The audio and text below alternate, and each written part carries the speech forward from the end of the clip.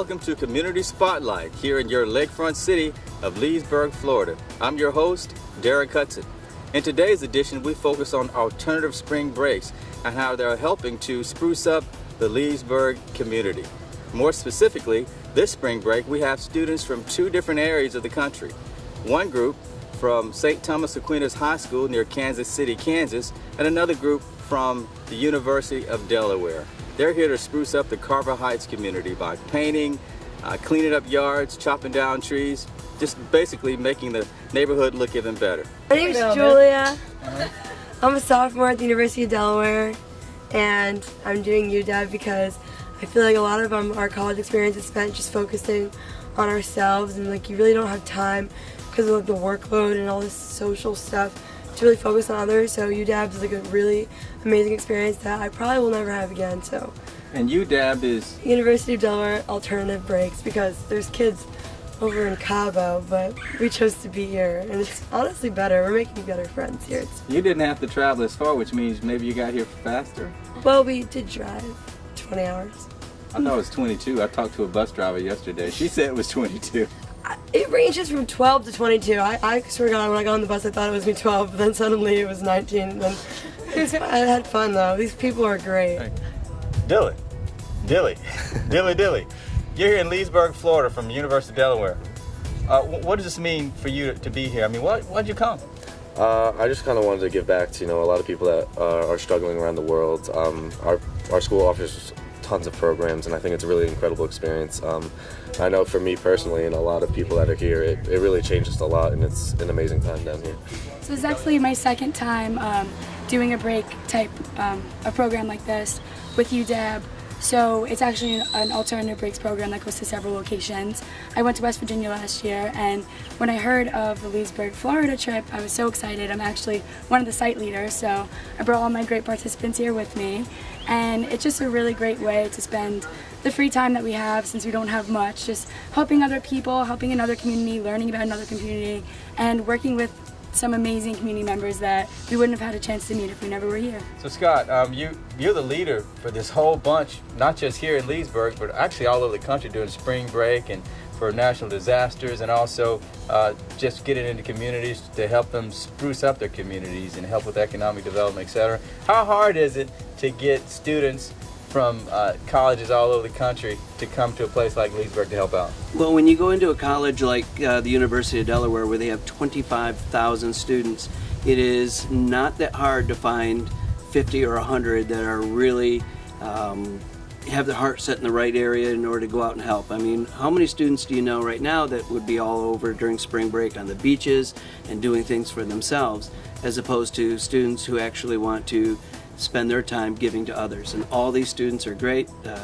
So when you go into a university like the University of Delaware, where they have so many, it's very easy to find a lot of caring hearts.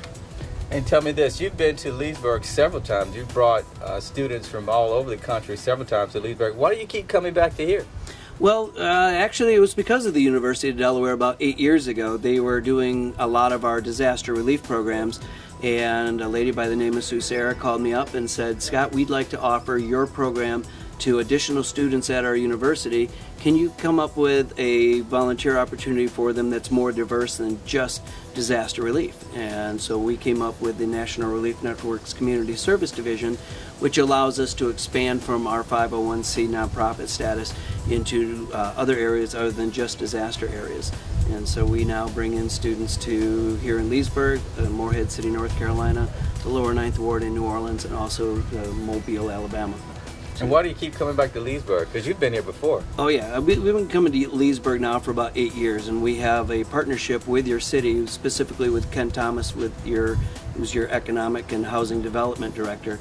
And we told him we wanted to come into an area and be one of those organizations that's committed to an area, as opposed to an organization that comes in, fixes up 3 houses here, next year we're over in Eustis, the next year we're over in Tavarius. But instead we want to make an impact on this community, and we think we really have made quite an impact in Carver Heights over the last 8 years. It's a blessing. I was surprised when they came here.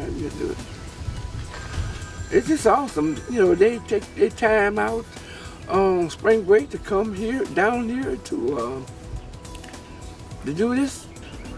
It's a miracle. The way they clean it all up, and it's a miracle. For all of us here and the whole team that we brought, everyone's just really passionate, really wants to make a difference, Derek. So as opposed to any other alternatives that we could have, I think everyone is looking for a new experience to really just give back and really learn from their experiences. So it's everyone here, it's not that they wanted to bring all the help from Delaware and kind of come help Leesburg per se, but we wanted to work with the community and really get to know a new environment and see what's going on in the community of Leesburg. That way we can learn what's going on in the state, as well as just really benefit ourselves as much as we want to give back and help out here. Rose, you're here in Leesburg. Tell me, what is your takeaway for being here as part of this effort to help spruce up the community? Mostly I just think that being here and making the houses look better, you know, clearing the yards, painting the houses, it's really going to make the people of Leesburg happier, and they're going to walk down the street with a smile on their face knowing their community is revitalized, knowing it's on the uprise, and just living here is going to give them so much more of a sense of pride. So I'm here with our city manager, Al Minner. Tell me, Al, what are your thoughts regarding how the students are helping out in the Carver Heights community? Totally excited about the opportunity and the project. It's great to get folks in that's helping the community redevelop. One of the primary goals of the City Commission has been to eliminate blight and use grassroots efforts to redevelop and help folks, and that's what this is about.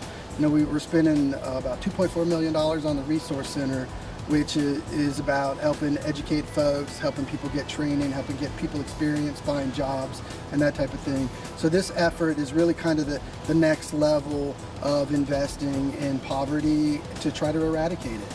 So we've got folks coming out, painting houses, fixing up old houses. I think it's been really received well by the community, and it's totally exciting. So that does it for this edition of Community Spotlight. Be sure and visit leesburgflorida.gov to check out all the great events that are happening in your lakefront city. Until next time, I'm Derek Hudson.